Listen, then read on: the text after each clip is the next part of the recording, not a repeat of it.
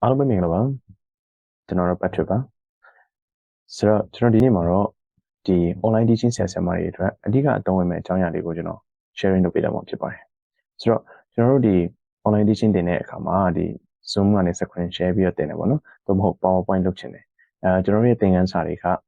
PDF file တွေအလွယ်တကူ download လုပ်လို့မရဘူးဒါမှမဟုတ်အလွယ်တကူ PDF file ကိုဝယ်သုံးလို့မရဘူးဆိုတဲ့အခါမှာကိုယ့်စီမှာစာအုပ်ရှိနေတယ်အဲ့စာအုပ်ကိုကျွန်တော်တို့ PDF file ဘယ်လိုပြောင်းမလဲ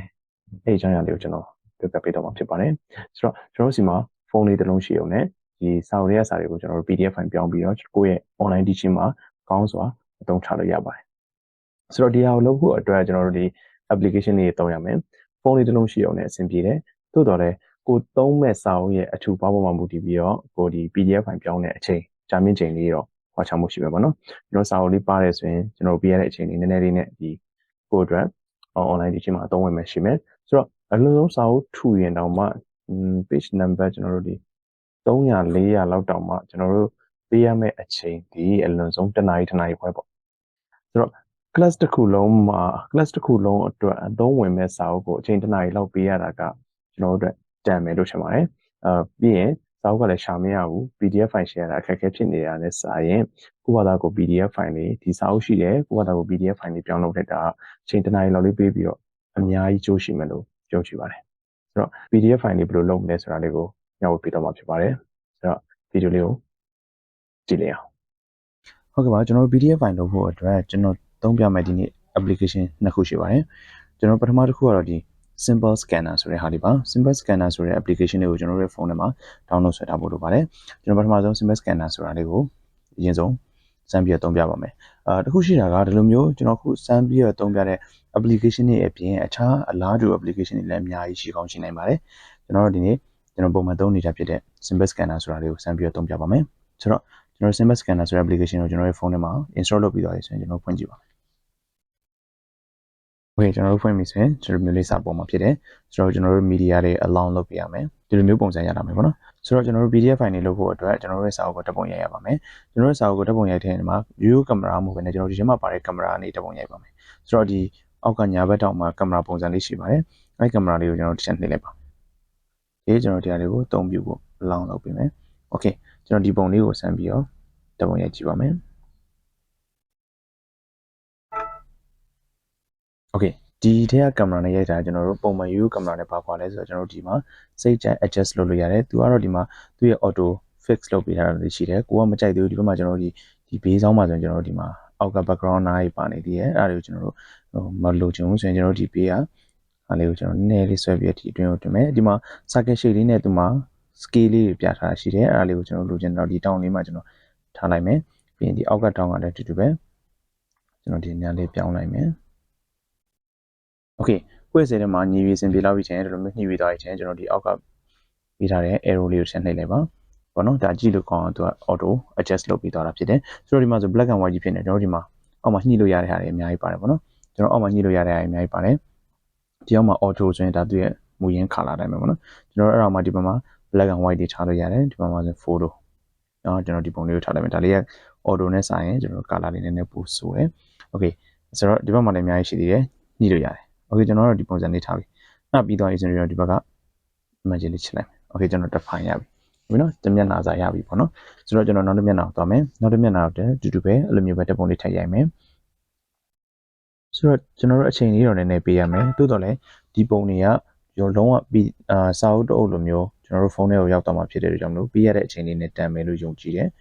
โอเคကျွန်တော်တို့ဒီလိုမျိုးလေးညှိပြီးသွားပြီဆိုရင်ဒီအောက်က arrow လေးပြန်ပြီးတော့โอเคဒီမှာဆိုရင်အနားတွေကမညီနေဘူးလားစောင်းနေတာနည်းနည်းပါးပါးညီအောင်ညှိပြီးဆိုရင်တူနှိပ်လိုက်တာနဲ့တူ auto adjust လုပ်သွားမှာကျွန်တော်ဒီမှာဆိုရင်တူပုံမှန်အတက်လေးဖြစ်သွားမှာပေါ့နော်ဆိုတော့ကျွန်တော်တို့ဒါအရင်လိုက်ပြီးညှိနေကြတော့မလို့နည်းနည်းပါးပါးမလို့တဲ့ပိုင်းလေးတွေကို cross လုပ်လိုက်ပြီးဆိုရင်ပြီးရင် tick လေးလုပ်ပြီးလိုက်ကျွန်တော်ဒီမှာစမနာ2မျက်နှာရသွားပြီโอเคကျွန်တော်နောက်တစ်မျက်နှာကိုကြိုက်ကြည့်မယ်โอเคဒါဆိုတော့ကျွန်တော်ဒီမှာစာအုပ်သေးလေးတစ်အုပ်ကိုကျွန်တော်ဒီမှာတပုံရတူပြီးသွားပြီဆိုတော့ဒီထဲမှာပဲကျွန်တော် adjust လုပ်လို့လည်းပြီးသွားပြီဒီမှာတပုံချင်းစီကိုကျွန်တော်ပြန်လိုက်ကြည့်လို့ရတယ်ဒါဆိုရင်စာအုပ်လေးတပုံရမယ်ပေါ့နော်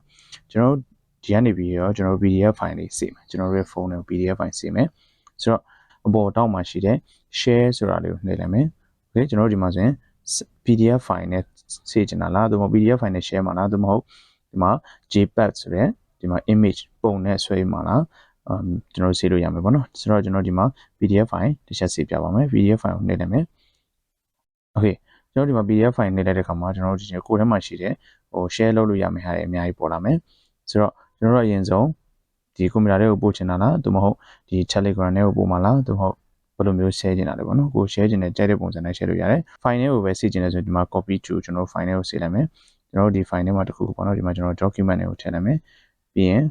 ်ဒီမှာကျွန်တော် PSD paste ဆိုတာလေးကိုနှိပ်မယ်ဖုန်းတစ်လုံးနဲ့တစ်လုံးတော့နည်းနည်းလေးဒီနေရာမှာနည်းနည်းကွာခြားချက်ရှိကောင်းရှိနိုင်တယ်သို့တော်လည်း share PDF file သို့မဟုတ် save PDF file ကအတူတူပဲဖြစ်ပါလိမ့်မယ်ဆိုတော့ကျွန်တော်ဒီမှာ paste ကိုနှိပ်လိုက်မယ် okay အဲဆိုရင်ကျွန်တော်ဒီမှာ PDF file တွေတစ်ခုရလာမှာပေါ့နော်ဆိုတော့ဒီမှာကြည့်ရအောင်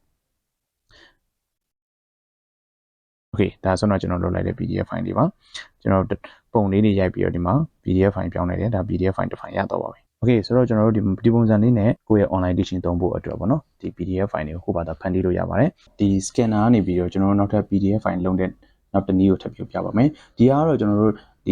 စာအုပ်တွေကိုတက်ပုံရိုက်တာမဟုတ်ဘဲနဲ့ကျွန်တော်တို့ဒီ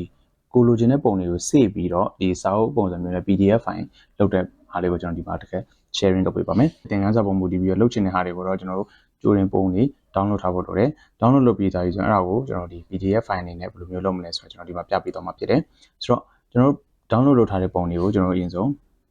သွားပြီးတော့ယူပါမယ်ဆိုတော့ဒီအပေါ်ဆုံးမှာရှိတဲ့ gallery ပုံစံလေးတွေနဲ့စပြီးတော့ယူပါမယ် okay ကျွန်တော်တို့ download ထားတဲ့ပုံလေးတွေကိုကျွန်တော်တို့ယူပါမယ်ဆိုတော့ကျွန်တော်ဒီမှာပုံလေး5ပုံပေါ့နော်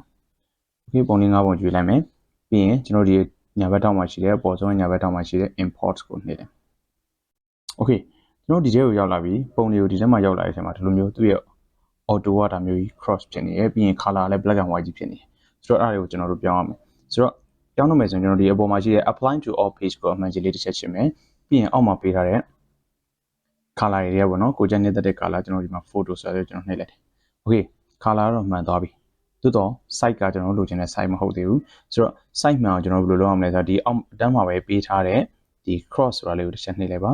ပြီးရင်ကျွန်တော်ဒီမှာဒီလိုမျိုးပုံစံဖြစ်နေအဲ့ဒါကိုကျွန်တော်တို့တစ်ခုချင်းဒီလိုမျိုးဆွဲချဲ့ခြင်းနဲ့ရတယ်အဲ့လိုမှမချဲ့ခြင်းဘူးဆိုရင်ဒီအောက်မှာပေးထားတဲ့ FULL full ကိုနှိပ်လိုက်ပါဒါဆိုရင်သူ့ရဲ့မူရင်း site အတိုင်းကျွန်တော်ဒီမှာတစ်ခါတည်းရွေးပြီးသားဖြစ်သွားမယ်ပေါ့နော်နောက်ပြီးနောက်တစ်ပုံ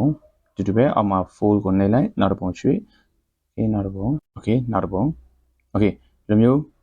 အကုန်လုံးကို site ရွေးပြီးသွားရင်ကျွန်တော်ဟုတ်အပေါ်ဆုံးအတောက်မှာရှိတဲ့ tick လေးကိုနှိပ်လိုက်ပါဒါဆိုရင်တော့ကျွန်တော်တို့၅ပုံလုံးကဒီမှာသူ့ရဲ့ site လေးအတိုင်းဖြစ်သွားပါပြီဒါကကျွန်တော်တို့ဒီ download လုပ်ပြီးသားပုံတွေကို PDF file ပြောင်းမှာဖြစ်ပါတယ်ဆိုတော့ဒီပုံတွေကိုလိုချင်တဲ့ပုံတွေတကယ်ရောက်သွားပြီဆိုရင်ကျွန်တော်ပုံမှာ tick လေးကိုထပ်နှိပ်လိုက်မယ်ဒါဆောင်းတဲ့ပုံစံတိုင်းပြန်ရောက်သွားပြီပေါ့နော်ကျွန်တော်ဒီမှာ new document နေရာမှာကျွန်တော်နာမည်လေးပေးလိုက်မယ် okay file name လေးကိုကျွန်တော် fruit လို့ရေးပေးလိုက်မယ် fruits okay ပြီးရင်ကျွန်တော် tick လုပ်လိုက်မယ်ဒီပုံစံတိုင်းပဲ PDF file ထုတ်လို့ရတယ်လို့ကျွန်တော်နည်းနည်းပြင်ကျင်သေးရဆိုရင်လည်းဝင်ပြီးတော့ပြင်လို့ရတယ် site တွေပြင်ချင်တာလား cross ပြန်လုပ်ချင်လုပ်လို့ရတယ်ကျွန်တော်ဒီမှာစာလေးထည့်ချင်โอเคစာရေးဖို့အတွက်ကျွန်တော်ဟိုအပေါ်မှာပေးထားတဲ့ pen ပုံစံလေးပေါ့နော်ကျွန်တော် pen tool လေးကိုကျွန်တော်ချင်းနှိပ်လိုက်တယ်ဒီမှာလက်မှတ်ထိုးချင်တာလား graffiti ပုံမျိုးထည့်ချင်တာလားဒါမှမဟုတ်ကျွန်တော်ဒီမှာ add text ဆိုပြီးနှိပ်လိုက်โอเคကျွန်တော်ဒီမှာစပြီးတော့ရေးကြည့်မယ် GERMELON watermelon โอเคကျွန်တော်ဒီမှာ color ပြောင်းလို့ရတယ်ကျွန်တော် red color နဲ့ပဲထားလိုက်မယ် watermelon လို့ရေးပြီးပြီကျွန်တော်တို့ဒီပုံရဲ့လွတ်တဲ့နေရာလေးမှာပေါ့နော်ဒါလေးကိုထည့်လို့ရတယ်โอเคကျွန်တော် watermelon ပြီးသွားပြီပြီးယူစင်အပေါ်မှာ done ကိုနှိပ်လိုက်ပါ okay done ကိုနှိပ်လိုက်တဲ့အခါမှာသူကဒီလိုမျိုးပြတယ်ဒါဒီ select a done method က replace current file ဆိုတော့ကျွန်တော်ထည့်လိုက်တဲ့ပုံမှာပဲဒီစာလေးကိုထည့်မလားဒါမှမဟုတ် create new file နောက်ထပ်အဲ့လိုမျိုးပုံနောက်တစ်ပုံထပ်လုပ်မလားကျွန်တော် replace လုပ်မှာပြတော့ဘောဟောင်းနှိပ်လိုက်တယ်ဒါဆိုရင် watermelon ဆိုတဲ့စာလေးထိုးပြီးသားဖြစ်သွားတယ်နောက်တစ်ပုံလည်းတူတူပဲစာထည့်ခြင်းနဲ့ဆိုရင် pen tool လေးကိုသွားပြီးရင် add text ပြီးရင်ဒီမှာကျတော့ papaya ပေါ့နော်ပြီးရင်စာပြောင်းခြင်း color ပြောင်းခြင်းပြောင်းလို့ရတယ် blue color ထားပြီးတော့ကျွန်တော်ဒီနားမှာလွတ်တဲ့နေရာလေးမှာထားလိုက်ပြီးရင် done ကိုနှိပ်ပြီးရင်တူလည်းတူတူပဲ replace current file ဒါဆိုရင်နှစ်ပုံရောက်သွားပြီကျွန်တော်နောက်တစ်ပုံနဲ့တူတူပဲအဲ့ပုံစံတိုင်းပဲထည့်လို့ရတယ် mango mango သူ့ကြော color ညီပဲပြန်ပြောင်းမယ်ပြီးရင်ကျွန်တော်ဒီတောင်းမှာထားတယ်အကယ်၍ကိုကစလုံးသေးနေတယ် size ညှစ်ကျင်တယ်ဆိုဒီတောင်းမှာပေးထားတဲ့ဒီ arrow လေးနဲ့ပေါ့နော် arrow လေးနဲ့အတိုး short လုပ်လို့ရတယ်ပြီးရင်သူ့ရဲ့ position နဲ့လည်းရွှေ့လို့ရတယ်ပေါ့နော် okay